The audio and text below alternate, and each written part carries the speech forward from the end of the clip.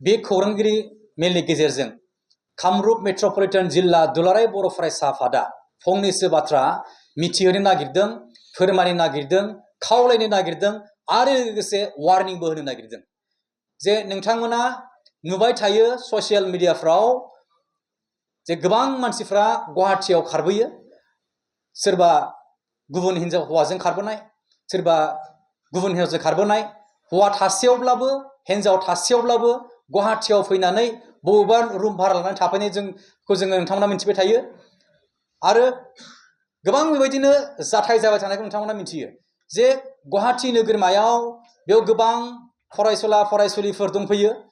फरायसुला फरायसुलिफ्रा फरायगासिनो थायोब्लाबो बिनि गेजेरावनो बिथांमोना समाव गाज्रि लोगो मोननायनि जाहोनाव बिथांमोना लामा आन्दायनानै समाव गाज्रि खामानिफ्राव लोब्बा थायो आरो नोंथांमोना मिथिखाबाय जे खायफा मावथावै खामानिफोरखौ मावनानै गुवाहाटी नोगोरमायाव फरायनो फैनानै बिथांमोना थैनानै थांनायखौ नोंथांमोना मिथिदों, माब्लाबा एक्सिडेन्ट जानानै थैनायखौ नोंथांमोना मिथिदों, माब्लाबा सुइसाइड जानाय मिथिदों।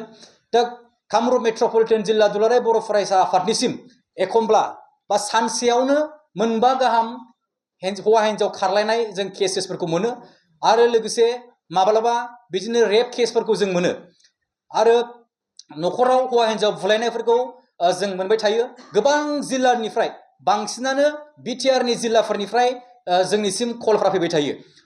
दुलाराय बर' फरायसा आफादा बर' हारिखौ गेरेमसा खालामनो थाखाय नाजाबोगासिनो दङ, नाजालांबाय थायो आरो नाजालांबाय थागोन।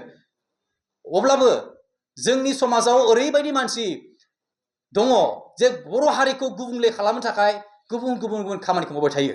अब्ला जोङो गुवाहाटीयाव थानाय थामहिनबा कामरुप मेट्रपलिटन जिल्ला दुलाराय बर' फरायसा आफादा जोंनि बर' हारिखौ गेरेमसा खालामनो थाखाय बा बर' हारिखौ गुबुंले खालामनायनिफ्राय जोङो रैखाथि होनो थाखाय दिनैनि सानाव जोङो मोनसे स्क्वाड जों लन्च खालामदों आरो बे स्क्वाडनि मुङानो जाहैबाय जि आवेर स्क्वाड, थामहिनबा गुवाहाटी आबसु वाच एन्ड रेस्किउ एंगेजमेंट स्क्वाड।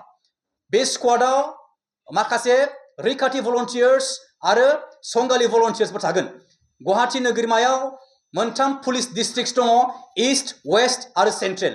बे गासै मोनथाम पुलिस डिस्ट्रिक्ट्सआवबो जोङो रैखाथि भलन्टियार्सफोरखौ दोनगोन, जायफोरनि खामानिया जागोन जे बहाबा सोरजोंबा बुजानाय बा बहाबा सोरजोंबा थगायजानाय बा बहाबा खामानि मावनो थाफैदों, लेबार खामानि मावनो थाफैदों नाथाय मालिकनिफ्राय दरमाहाखौ मोनाखै, सालारिखौ मोनाखै, स' बेफोर खामानिखौ मावनो थाखाय आरो बेजों लोगोसे सोरजोंबा थगायजानाय बा सोरजोंबा लांखार जानाय बा हिउमेन ट्राफिकिंफ्राव सोरबा हिउमेन ट्राफिकिंनि भिक्टिम जानाय, स' बिथांमोनखौ जों रैखाथि होनो थाखाय जोङो बे मोनथाम पुलिस डिस्ट्रिक्ट्सआव जोङो रैखाथि भलन्टियार्स दोनगोन। आरो बेजों लोगोसे देरसिन बाथ्रायानो जाहैबाय जोङो गुवाहाटी नोगोरमायाव खना खनला जोङो संगालिफोर दोनसिगोन आरो बिथांमोनखौ जोङो बुंगोन संगालि भलन्टियार्स। आरो संगालि भलन्टियार्सफ्रा जोंनिया जागोन सोरबा मैगं फानग्रा, सोरबा थेला नारग्रा, सोरबा गारि सालायग्रा, सोरबा फरायसा बा सोरबा गेदेमा, सोरबा अफिसार्सआनो जा, गोबां जोङो संगालिफोर दोननो नागिरदों। गुवाहाटीनि खना खनला जायगाफ्राव जोङो संगालि भलन्टियार्स दोनगोन, जायफोरनि खामानिया जागोन जे बर' मानसिफ्रा गुबुन जिल्लानिफ्राय गुवाहाटी नोगोरमायाव फैनानै जे बेयाव गाज्रि खामानि मावफैदों, गाज्रि हाबा मावफैदों, बेयाव फैनानै बिदिनो सेंग्रा सिख्ला जमा थालायनानै बिथांमोना गाज्रि खामानि मावदों आरो लोगोसे बिदिनो बेयाव गावनि हौवाखौ गारनानै गावनि हिन्जावखौ गारनानै थाफैदों। स' बेफोरखौ संनो थाखाय जोङो संगालि भलन्टियार्सखौ हगारसिगोन। बेनि थाखायनो जोङो वार्निं होनो नागिरदों जे आवेर, AWARE आबसु वाच एन्ड रेस्किउ एंगेजमेंट स्क्वाड, जों बेखौ दिनै लन्च खालामदों। बेनि थाखायनो खावलायदों जे जोंनि हारिखौ गेरेमसा खालामनायाव नोंथांमोनखौ बयखौ बाहागो लानो थाखाय जे नोंथांमोना गुवाहाटीयाव फैनानै जोंनि हारियाव दाग होफैया होननानै जोङो बेखौनो खावलायदों। आरो जोङो रेस्किउ खालामनाय समाव जों जेब्लायबो जोङो फाइखि हान्जानि थामहिनबा जों पुलिसनि आरो गोबां कमिसन्सफोरनि जोङो सहाय लानानै जों खामानिखौ मावलांगोन। आरो गोबां समावनो जोङो बर' हारि होननानै जों अनखाङो जे बर' हारि होननानै बेबो जोंनिनो बर' मानसि, जे बर' फिसा होननानै जों अनखांनानै जोङो खेमा होयो। गुवाहाटीयाव जोङो बुवा अननानै गावनिनो बर' मानसि होननानै, नाथाय जोङो बेबायदि बेसेबां गोबाव सैना थाबावनो, बेसेबां गोबाव जों सहायबावनो, जोङो सानबाय जे बिथांमोनखौ जोङो बुवालाबानो बर' होननानै अननायजों जानाय नङा। दानिफ्राय जोङो ओरैबायदि खालामनो नागिरबाय जे दुलाराय बर' फरायसा आफाद कामरुप मेट्रपलिटन जिल्लाया जे सोरखौबा दायनिगिरि मोनोब्ला बा सोरखौबा गाज्रि खामानियाव लोब्बा थानायखौ जों नुयोब्ला बै बर' सुबुंखौ जोङो अना लाबानो जों बै बर' सुबुंखौ जोङो पुलिसनो गथायना होगोन आरो बै सुबुंखौ जोङो लकआपआव सोनो थाखाय जोङो नाजागोन।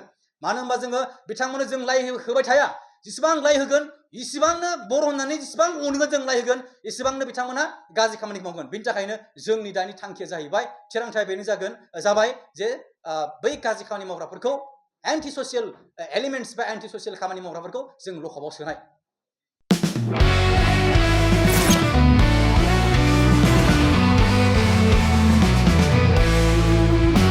नोंथांनि जिउआव जायखिजाया खामानियावनो हेंथा नुजाथिदों नामा? गोब्राब नाजासेयावबो जिउआव जाफुंसारनायखौ मोननो हायाखै नामा? जुदि नोंथाङा बेफोर बायदि जेंनाफोरजों मोगा-मोगि जानांदोंब्ला बे खेबनिफ्राय जिंगासिनांगौ गैलिया।